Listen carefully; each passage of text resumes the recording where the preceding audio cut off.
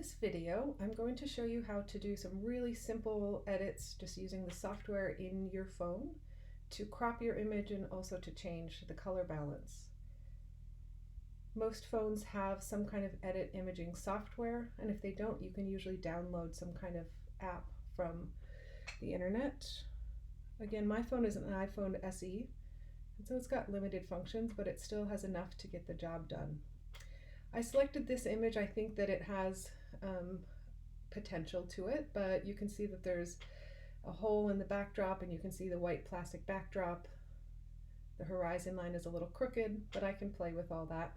So the first thing that I'm going to do is crop the image, and I can also straighten out the image. So you can see that that horizon line where the two sheets of foam core come together, it looks less distracting if I have that nice and horizontal. So that's the first thing that I'm going to do.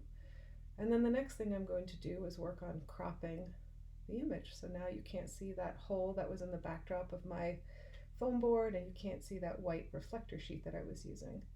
And I'm also going to center this, but just slightly below center. So now that I have the image cropped, I'm going to play with color balance. It's a little on the cool side, so as I scroll through my options here, I get an option to change the warmth of the image. So I can take away some of the blue and add a little bit of warmth to it. I could go a little too extreme, but something right around here feels pretty good.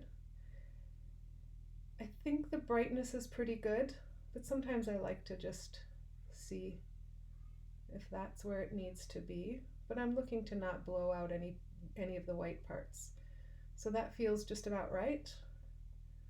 I can select done, and there I have an image that looks pretty good and would be ready for submission. If we wanted to just compare this to one of the previous, you can kind of see on this that it's not as blue as, say, this image to the right. Okay, have fun playing with your edit software.